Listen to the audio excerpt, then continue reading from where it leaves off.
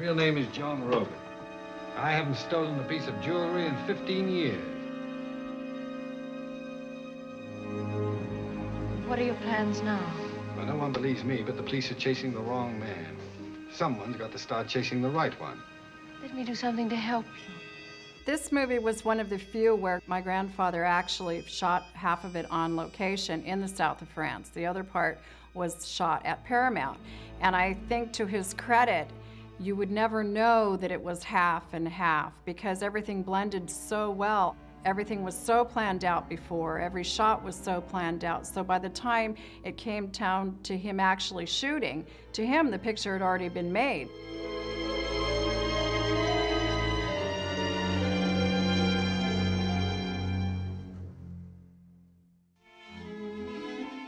First element that was important was for a group of us to go to the south of France to find the various locations because we knew that all the exteriors would be shot there.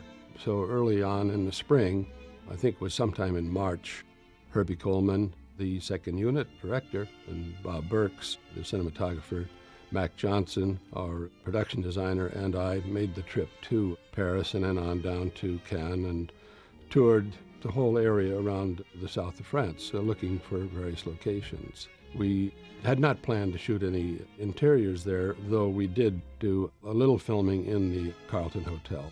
Finding locations in the south of France wasn't particularly difficult because it's all there and it's all so beautiful.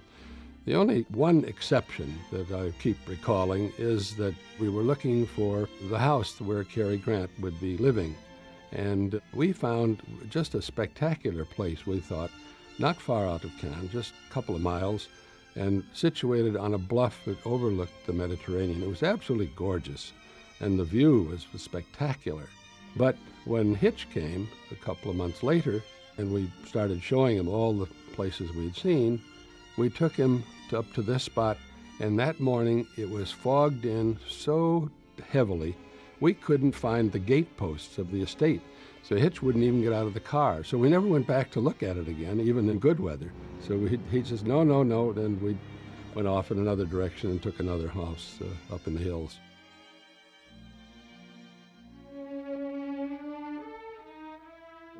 We had certain problems with the French, with the language.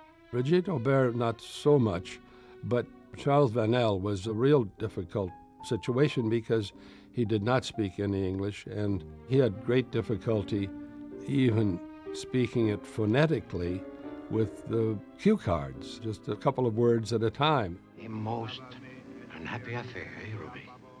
I think he was dubbed at the end completely.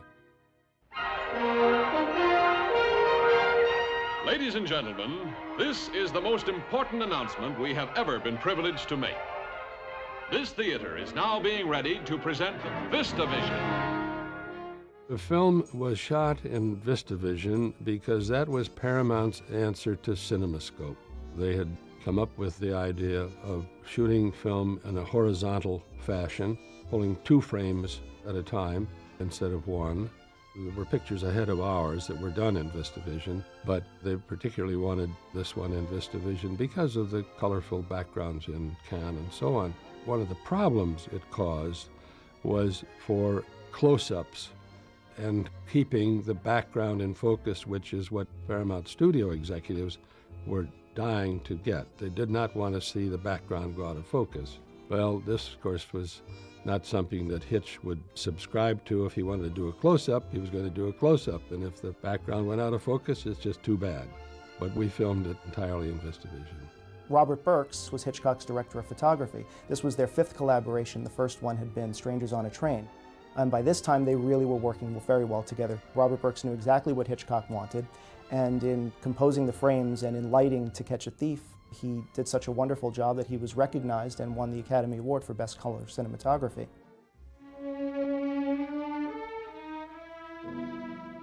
The costumes were terribly important in this movie.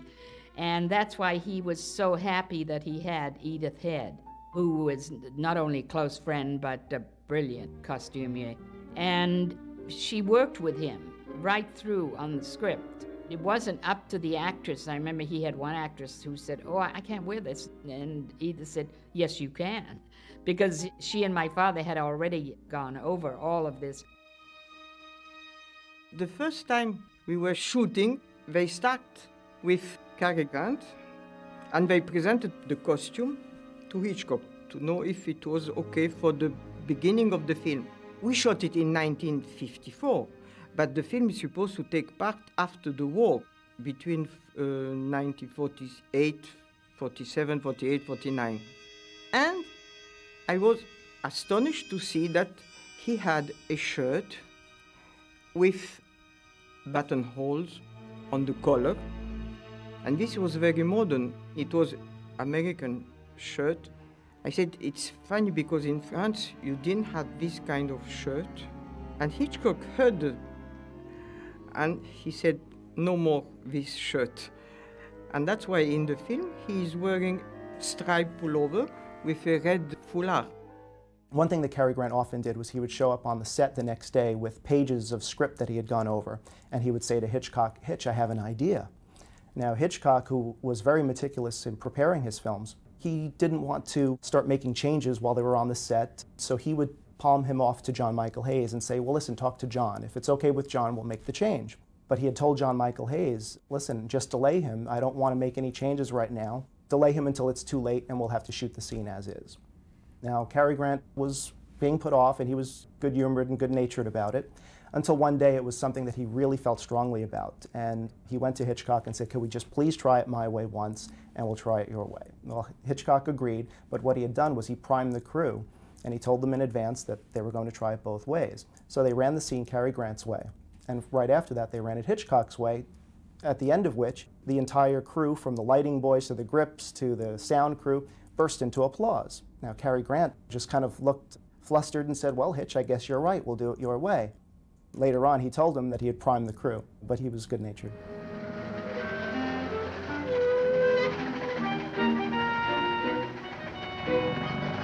We were always curious about where Hitch was going to appear. In fact, we'd ask early in the start of the film, say, "Well, Hitch, where are you going to be? I don't see anything where you can fit in just right." And he said, "Well, I'm not sure yet. I haven't made up my mind yet, but you know, when the time comes, we'll figure it out." But I suspect that he always had a notion about where he would show up. But it was always fun.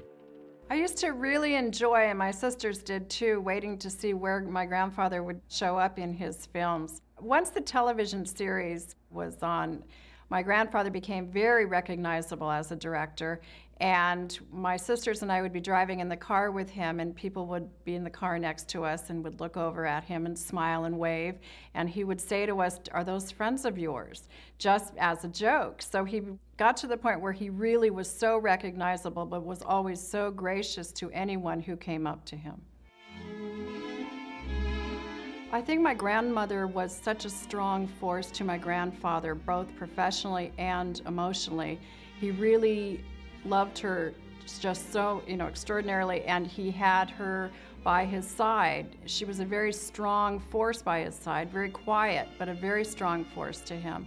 And she was the one person who really understood him more than anyone.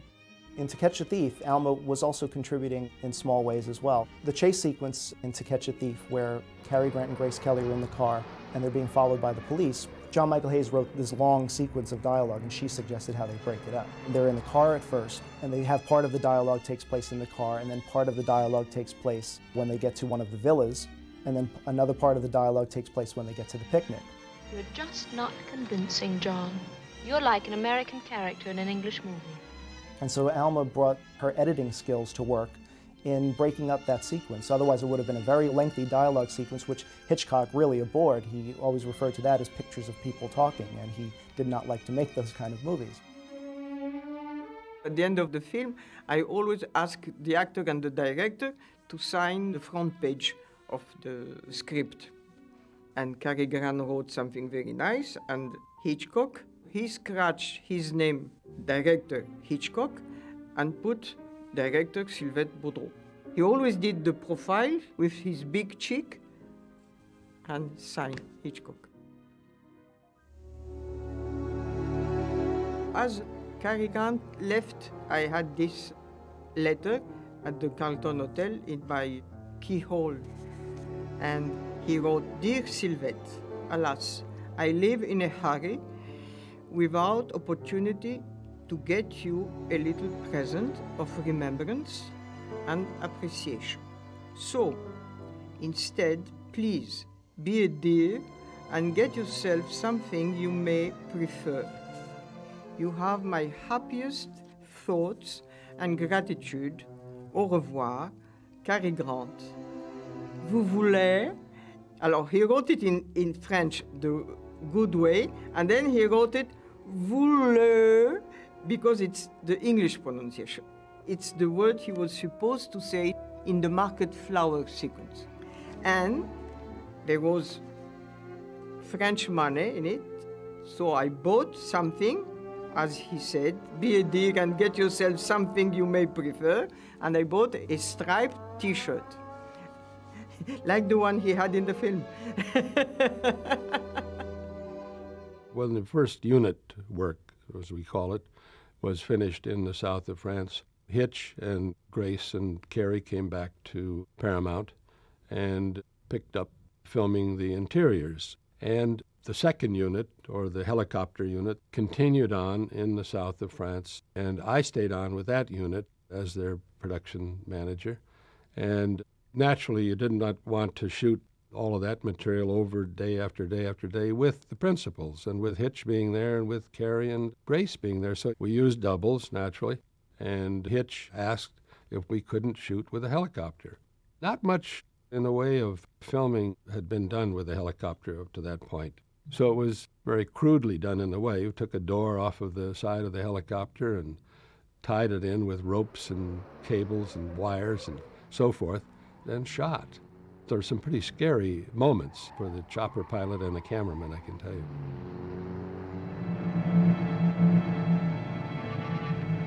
John Michael Hayes had an ending that he wanted to use, where they would return to the picnic location, and they're kissing, and they're not really paying attention to anything except each other. And the car suddenly begins to roll forward, and they continue kissing.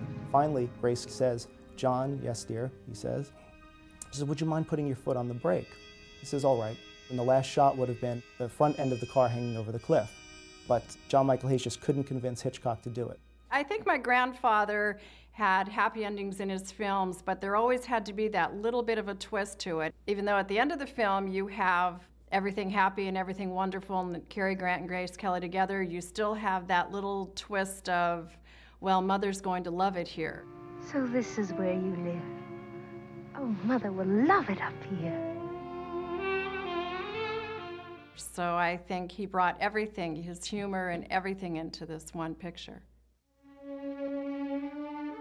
George Tomasini had been an editor on so many of my grandfather's films, and he was the editor on To Catch a Thief.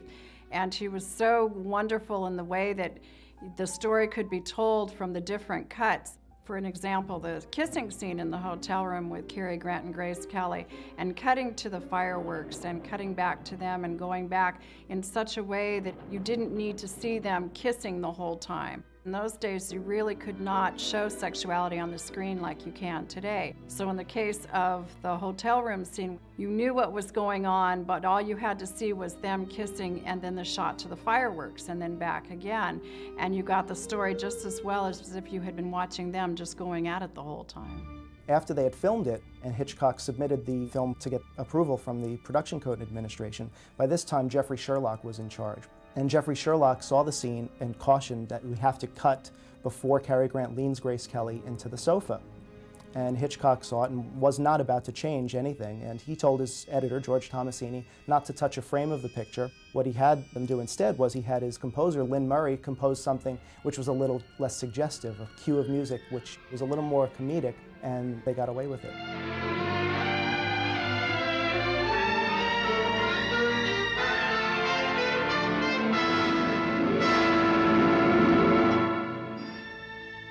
The score in To Catch a Thief was so different, I think, from a lot of his other films. It was not the build-up that there normally is in the suspense type of thing. Like if you take the kissing scene with Cary Grant and Grace Kelly, it was a different sound than what we're used to hearing, and it was almost something that caught you a little off guard. But I think in this instance, it worked so well.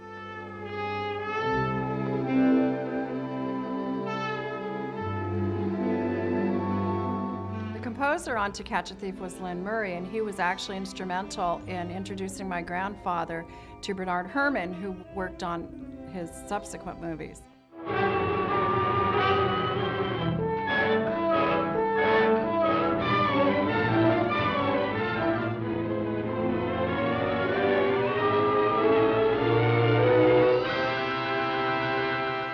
The release of To Catch a Thief came on the heels of the release of Rear Window, which is a huge success. So I think there was a little apprehension that they wanted to have this as big a success as Rear Window, and it did. It was a big box office success for my grandfather, for the studio. It had a royal premiere with Grace Kelly and Cary Grant and my grandfather. There really was a lot of publicity about this. To Catch a Thief was a tremendous success, both financially and critically, and it solidified Hitchcock's relationship with both the studio and with his screenwriter. This was a crew that he would go on to make a number of pictures with, so he was very happy with his association at Paramount. It was certainly the happiest years of his career in some respects. I remember my grandfather talking about how the movies were made for the audience. They were not made for the critics. They were not made for the studios. They were made for the people who paid the money to be entertained. That was what it was all about, was pure entertainment.